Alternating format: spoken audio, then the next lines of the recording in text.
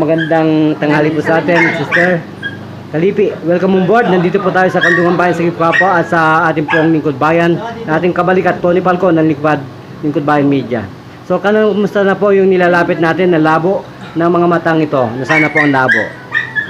Wala na. Sabi po ninyo, nakadkad na laser na. So, dalawa na po ang effect ngayon. May doktor na kayo, meron na po kayong gerontologist.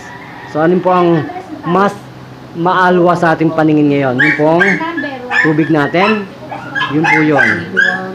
So, ilan na pong taon tayo? Ilan taon na pong gulang tayo ngayon? 17. Ha? 17.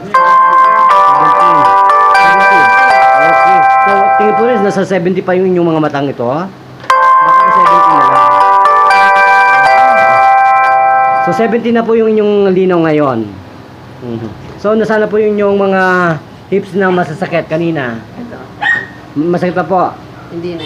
Ito pong sabi niyo masakit ito ngayon. Kanina. Okay na. Okay na, nako. So, maging asawang na lamang po tayo araw at gabi magpahid po ng lana. Ganon. So, yun pa lamang po pala ang ancient medicine ay napakabisa. Ano po? Okay, magpasalamat po. Ano pong tunay nga palang pangalan po natin? Berninya. Berninya po. Ano pong masasabi ninyo sa ancient medicine at sa programang ito? Okay lang. Nakakatulong ho ba? Okay. Okay. Kung ganun po, maraming po salamat. Kagawad, pwede po ba ma-interview ng konti? Sa atin po. So, Kagawad, magandang tanghali po sa inyong lokal na to. Barangay 739. So, ano po ang ating masasabi sa inyo pong pagpapaunlak po at makapanayam ang programang ito? Marami po bang natutulungan tayo? Sa ngayon, sa mga nakikita ko sa mga taong nagpatingin sa inyo, marami naman. Hanggang hika po yun, ha? Oo, So, ilang po minuto ka, Kagawad, gumagaling? Sandali lang eh, Ay, madali ganun, lang. nakakaloka naman. Basta pagkapahid lang eh, talagang sila mismo nagsasabi, Ganun po. effective daw. Ay, ganun. So, pati po yung sinisingot. Oo, pati yung Mabilis, sa grabe. hika nila, lumuluwag daw yung paghinga. Ay, gano'n, nakakaloka naman ito. So, ibig sabihin na, Kagawad, wala pong mahirap mayaman ngayon. Wala, pantay-pantay. Pantay-pantay. So, magpakilala po, Kagawad, ang beauty natin. Ano po tunay na pangalan natin? Kagawad Jen Dato, ng Barangay 739, Zone 80, District 5. Ilan taong gulang na po kayo? Pwede ba wag na yun? So, sana po, lagi na lang younger kayo at hindi kayo mapalitan dito, Kagawad, sapagkat napakainit po ng inyong pagtanggap sa programang ito. Talagang kahindik-hindik ang aming pong mga balahibo na kayo po ay nakapanayam natin nung gabing yon.